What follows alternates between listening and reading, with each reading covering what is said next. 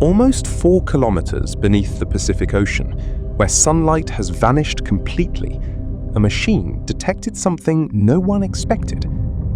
It was sent down to measure oxygen being consumed by the seafloor. Instead, its sensors reported oxygen increasing. The result sounded almost impossible.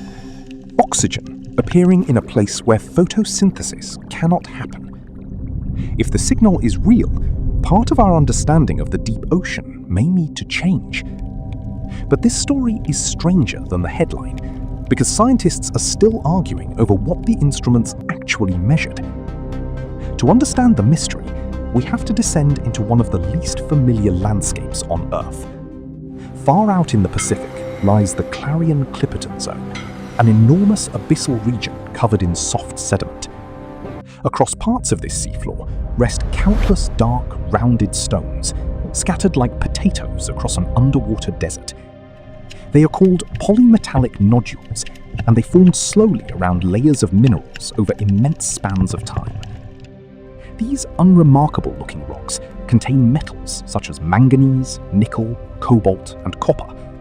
That makes them valuable to industries studying whether the deep seabed could become a future source of critical metals. But before anyone could understand what removing them might do, researchers needed to understand the ecosystem around them. Deep-sea scientists lowered autonomous landers to the bottom, carrying enclosed chambers and sensors designed to monitor oxygen. The expectation was straightforward. Animals, microbes, and chemical reactions in the sediment would gradually consume oxygen. Inside the chambers, the oxygen level should have fallen. According to the published study, it repeatedly went the other way. Over roughly 2 days, oxygen in some experiments increased to more than 3 times the background concentration.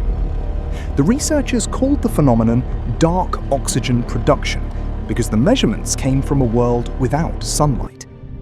The phrase was powerful. It suggested that the abyss might not simply consume oxygen delivered from waters above. It raised a more unsettling possibility. Could part of the seafloor be generating oxygen by an unknown process?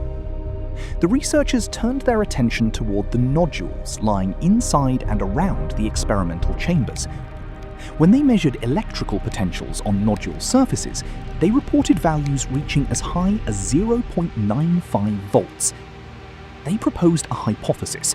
Perhaps the mineral-rich nodules behaved something like natural geobatteries. In that scenario, electrical differences across the rocks might contribute to reactions that separate oxygen from seawater. The idea resembles electrolysis, a process that uses energy to split water molecules into hydrogen and oxygen. But the original study did not claim the mechanism was settled. It presented electrolysis as a possible contributor. That distinction matters because a strange measurement is not the same thing as a proven explanation. Still, the implications were difficult to ignore. Oxygen is one of the foundations of complex life as we know it. If oxygen can arise in darkness through overlooked natural processes, scientists may need to ask new questions about hidden ecosystems. They may even ask whether dark environments beyond Earth deserve a second look, from buried oceans to distant icy moons. Back on Earth, the discovery also complicated an urgent argument. What should happen to the nodules themselves? Mining them would not remove ordinary pebbles. It would disturb a habitat that science is still learning to describe. Separate studies have already shown that nodules provide rare hard surfaces where deep-sea organisms can attach and survive. A 2025 study found biological impacts still visible decades after an experimental mining disturbance on the abyssal seafloor. But then the dark oxygen story took another turn. Other experts began challenging the interpretation of the measurements. In April 2026, Nature Geoscience added an editor's note saying concerns about aspects of the article were under consideration. A critical analysis argued that the reported nodule-associated oxygen signal had not yet been independently replicated. The authors pointed to other comparable deep-sea studies that measured oxygen consumption, not oxygen production. They also focused on the chambers themselves. Before an experiment begins, each chamber must be flushed with surrounding bottom water. Without proper ventilation, oxygen trapped during deployment could contaminate the reading and slowly dissolve into the chamber. Imagine a tiny hidden pocket of air inside a valve, compressed during a descent through kilometers of water. At the bottom, that pocket could release oxygen gradually, creating a rising signal that looks deceptively important. The critics also said oxygen increases appeared in control experiments that did not contain nodules. If that interpretation is correct, the instrument may have created the mystery it was sent to investigate. Then there is the question of energy. Splitting seawater is not a reaction that normally happens for free. The critics argued that the reported voltages were below the ideal threshold needed to drive water electrolysis.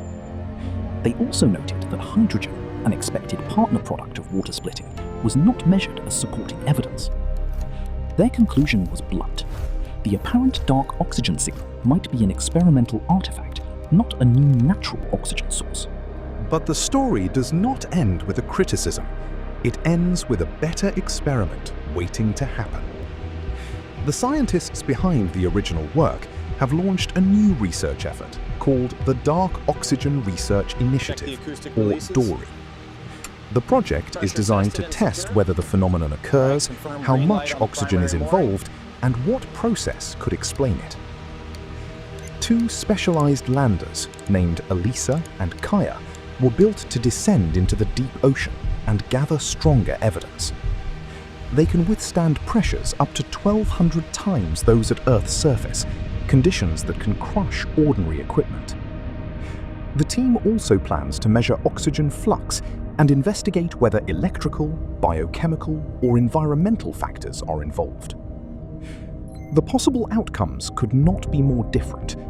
The nodules may truly participate in a previously overlooked process. Microbes or chemistry may be involved in a way the first experiments could not fully reveal. Or the entire signal may disappear when improved instruments remove the possibility of contamination. That is not a failure of science. It is science working in the only way it can, by testing doubt. The deep ocean rewards humility.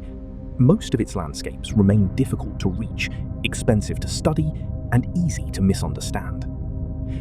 Every instrument sent into the abyss becomes a fragile messenger, carrying information through darkness and enormous pressure. Sometimes the message reveals a new process. Sometimes it reveals an unnoticed flaw hidden inside the machine itself. Either answer matters, because decisions about deep-sea mining could alter ecosystems before we fully understand them. For now, the oxygen rising from the abyss remains an unresolved signal, suspended between discovery and experimental illusion. And somewhere beneath the Pacific, the same question remains. What, exactly, is making oxygen in the dark?